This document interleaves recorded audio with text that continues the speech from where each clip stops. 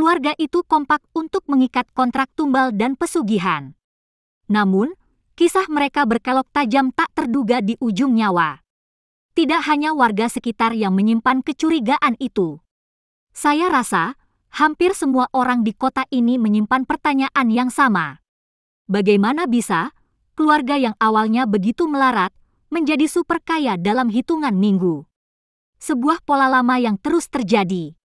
Cerita lama yang tak akan habis diceritakan sepanjang keturunan Adam dan Hawa. Pagi sebelum kisah ini saya tuliskan, kabar meninggalnya anggota keluarga super kaya itu sampai di telinga kami. Saya, istri, dan mertua saya diam sejenak setelah mendengar kabar itu. Konon, salah satu anggota keluarga itu meninggal karena kecelakaan tunggal. Namun, dugaan tentang tumbal pesugihan lebih dominan ketimbang kabar yang beredar. Keluarga super kaya yang saya maksud adalah sebuah keluarga kecil yang dulu bisa dibilang melarat. Keluarga itu beranggotakan 5 orang. Mbah Rejo, Pak Marno, kepala keluarga, anak Mbah Rejo, Mardi dan Kasan, anak Pak Marno, dan Liksardi, adik Pak Marno. Istri Pak Marno dikatakan sudah meninggal sejak lama. Konon kemiskinan membuat istri Pak Marno stres lalu meninggal. Tak ada yang tahu kebenarannya. Mbah Rejo sudah berusia 82 tahun. Sudah dipanggil Mbah Buyut oleh tetangga dekat. Namun, Mbah Rejo masih bugar, suaranya masih menggelegar, dan hidupnya selalu lurus. Bahkan ketika kemiskinan menjadi teman sehari-hari, beliau sangat jarang mengeluh. Keduanya mulai percaya bahwa hidup mereka hanya bisa berubah lewat tumbal dan pesugihan. Mardi dan Kasan, ditambah paman mereka, Liksardi, adalah contoh orang-orang yang menderita karena ketidakadilan. Mereka korban dari ketimpangan jabatan dan kekuasaan, yang mana tak bisa saya ceritakan di sini. Singkat kata, keluarga ini putus asa. Tanah mereka hilang, kebun untuk investasi dijarah, nyala semangat hidup mereka sudah lama meredup. Kontrak tumbal dan pesugihan diawali oleh Pak Marno. Salah satu pekerjaan Pak Marno adalah pengepul ban bekas. Profesi yang belum lama dia geluti setelah gonta-ganti pekerjaan. Salah satu jujugannya mencari ban bekas adalah garasi bus. Saat itu, bus dalam kota masih ramai. Pak Marno cocok dengan para pegawai di sana, termasuk dengan pemilik garasi bus itu. Dari pengepul ban bekas, Pak Marno mendapat tawaran untuk bekerja sebagai pegawai tetap di sana. Pekerjaannya antara membantu mencuci armada, bersih-bersih kantor, sampai mengantar pemilik garasi berbelanja kebutuhan armada. 2 anaknya, Mardi dan Kasan, bekerja di pasar. Mardi berjualan sayur mayur sementara Kasan menjadi pekerja di sebuah warung mie ayam. Masih berdekatan dengan pasar. Sementara itu, Liksardi bekerja sebagai buruh tani, sesekali ikut menjaga kebun kelapa. Saat itu, keempat anggota keluarga melarat itu bekerja dengan segala daya yang mereka bisa. Namun, saat itu juga, gaji yang mereka dapatkan tak seberapa. Kekecewaan karena ketidakadilan ditambah beban ekonomi yang makin menghimpit membuat jalan pintas itu ditempuh bersama-sama. Dimulai dari Pak Marno. Pak Marno yang semakin dekat dengan pemilik garasi mendapat cerita bahwa usaha transportasi itu menggunakan jasa paranormal supaya langgeng. Tolong bagian ini diingat. Jasa paranormal hanya digunakan supaya usahanya bisa terus bertahan, tidak mengincar keuntungan sebesar-besarnya dalam waktu singkat. Kenapa begitu? Kalau bisa langsung sukses, bukannya ke depannya lebih enak? Tanya Pak Marno kepada pemilik garasi. Maaf, saya tidak diizinkan menuliskan nama beliau di sini. Pemilik garasi menjelaskan secara singkat. Intinya, jika ingin mengincar kesuksesan dalam waktu singkat, tumbal yang dituntut sudah tak masuk akal, yaitu nyawa. Lebih baik ambil paket standar daripada nyawa hilang. Konsep pesugihan adalah mengambil rezeki dari keturunan yang akan datang. Menurutnya, itu saja sudah cukup menyiksa. Tak perlu berlebihan. Suatu kali, pemilik garasi pernah mengajak Pak Marno menemui paranormal yang menjaga pesugihan armadanya. Pak Marno banyak belajar dari beberapa pertemuan itu, termasuk ketika mengajak Kasan dan Liksardi. Sejak saat itu, Pak Marno sudah menyimpan hasrat pribadinya.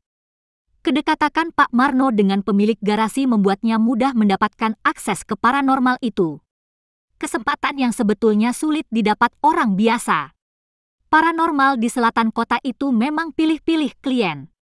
Privilege itu mengantar Pak Marno mempelajari salah satu kontrak gaib untuk sukses dalam waktu singkat. Kompak. Kontrak gaib itu ada banyak ragamnya. Syaratnya juga cukup rumit. Kalau boleh menyederhanakannya, kontrak itu membutuhkan tumbal nyawa. Tidak harus dari lingkar keluarga. Bisa siapa saja. Tak memandang siapa. Random. Inilah salah satu kontrak gaib yang sangat jahat.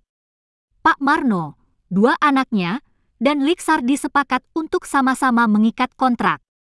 Mbah Rejo naik pitam ketika tahu keturunannya hendak mengikat kontrak tumbal dan pesugihan demi keluar dari jerat kemelaratan. Mbah Rejo tidak terima. Namun, usia memang tak berbohong. Dia tidak berdaya ketika kehabisan napas setelah mengamuk. Mbah Rejo, malam itu, hanya bisa berbaring.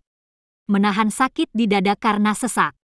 Menahan kecewa yang begitu dalam kepada anak keturunannya. Dia hanya bisa menangis sembari memohon maaf kepada Gusti Allah. Singkat cerita, keempat orang penuh kekecewaan itu mengikat kontrak gaib. Mereka mulai menyembah berhala, melupakan ajaran Tuhan. Pak Marno semakin dekat dengan pemilik garasi. Hingga sekitar 1 bulan kemudian Pak Marno ditunjuk sebagai kepala garasi. Padahal, di sana, masih banyak pegawai yang lebih mumpuni dan berpengalaman. Penunjukan ini, anehnya, tak menimbulkan pertentangan. Semuanya damai dan aman. Semoga penjelasan singkat ini bisa memberi pembaca gambaran betapa besar kekuatan kontrak gaib itu. 2 anaknya langsung moncer kurang dari 1 minggu. Mardi kini dipasrahi 1 los di pasar. Sementara itu, Kasan mengambil alih usaha mie ayam di mana dia sebelumnya cuma sebatas pegawai. Liksardi bernasib seperti Pak Marno, disayang pemilik kebun. Liksardi bahkan dijanjikan mendapat sertifikat dari sebagian kebun yang kelak akan sepenuhnya jadi miliknya. Seperti yang saya ceritakan di atas, hanya dalam hitungan minggu, kata melarat sudah menjauh dari keluarga Pak Marno. Hidup mereka berubah drastis. Masing-masing mendapat kontrak yang berbeda. Pak Marno dan Liksardi mendapat kontrak pengasih dan pemikat. Mardi dan Kasan mendapat kontrak pesugihan penarik uang, anak bajang, dan kesaktian. Kontraknya boleh berbeda, tapi syaratnya tetap sama, yaitu tumbal nyawa. Dalam hitungan minggu, mereka bisa dibilang sudah kaya jika dibandingkan tetangga dan nasib mereka yang dulu. Dalam hitungan tahun, Pak Marno sudah menjadi pemilik garasi bus itu. Dulu, armana Pak Marno sempat merajai jalanan di kota ini sebelum amblas karena tumbal salah sasaran. Mardi menjadi distributor sayuran segar ke beberapa provinsi. Kasan masih berjualan mie ayam yang rasanya jauh dari kata enak, tapi bisa membangun beberapa kontrakan dan tanahnya tersebar di beberapa kecamatan. Liksardi menjadi pemilik puluhan petak sawah dan kebun kelapa. Bahkan dalam waktu dekat, greenhouse Liksardi sudah selesai dibangun. Tumbal salah sasaran. Cerita di atas adalah sekilas timeline kesuksesan keluarga Pak Marno dalam waktu singkat. Kini, kita masuk ke bagian tragedi yang mulai dialami keluarga kecil ini. Jadi, anggota keluarga yang baru saja meninggal adalah Kasan. Salah satu berkah dari kontrak yang dia terima adalah kesaktian. Kelebihan ini membuat Kasan cukup percaya diri untuk menjadi seorang paranormal. Selama beberapa bulan, Kasan memang mulai kedatangan banyak tamu untuk memakai jasanya. Sore kemarin, Kasan mendapat telepon. Salah satu kliennya bersedia memenuhi syarat penggandaan uang. Warga melihat Kasan keluar rumah mengendarai hardtop, mobil kesayangannya. Wajahnya nampak semringah. Dia menyapa warga yang tengah berkumpul di pos ronda. Katanya mau menjemput rezeki. Malam harinya, keluarga Pak Marno digagetkan dengan telepon dari polisi yang mengabarkan bahwa Kasan mengalami laka lantas di dekat jalur provinsi.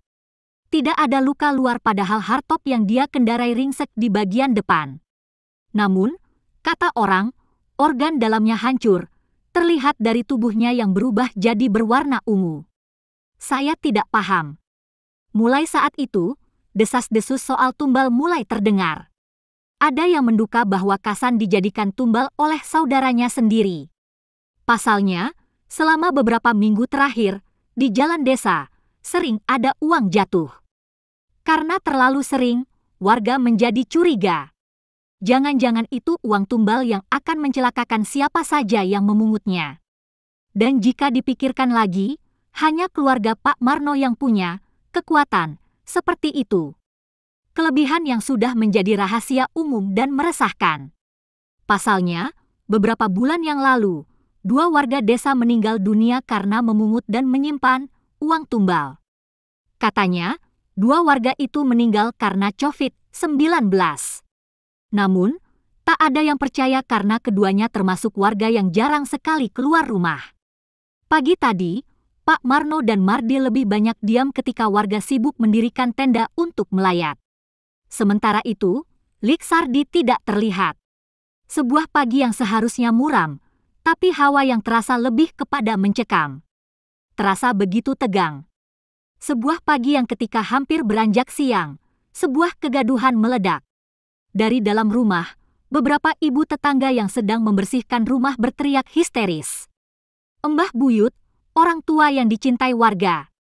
Mbah Rejo, yang masih bugar di usia 82 tahun, mendadak muntah darah, dadanya yang tinggal tulang kembang kempis menandakan kesulitan bernapas. Batuk yang terdengar sangat kolosal diiringi muntahan darah terjadi selama beberapa detik.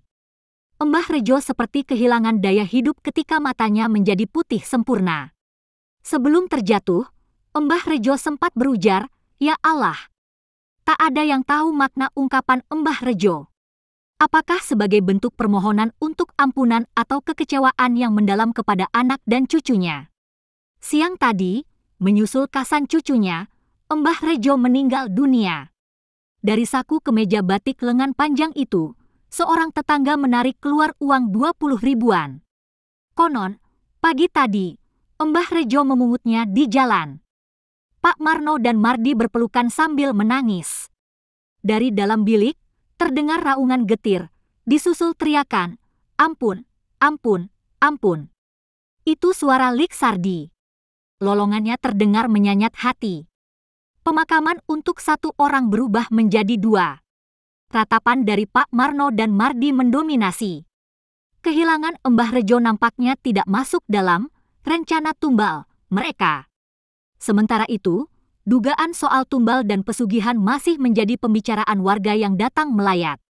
Apakah tragedi itu sudah usai? Tunggu dulu. Tepat tengah hari, warga mulai heboh.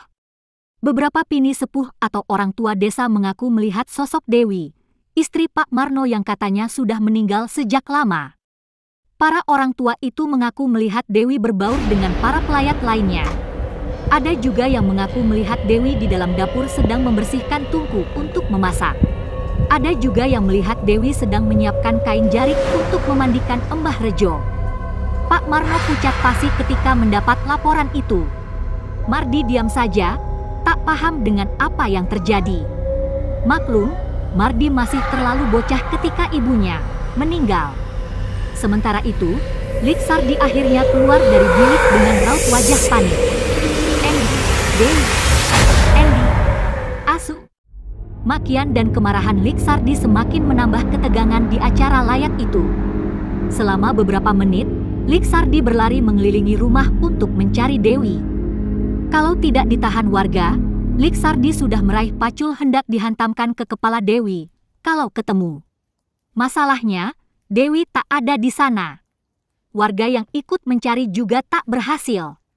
Hingga pada akhirnya ketegangan reda dan cerita-cerita, spekulasi, rumor, mulai merebak. Kenapa Kasan meninggal? Kenapa Mbah Rejo mati mendadak? Kenapa Dewi muncul?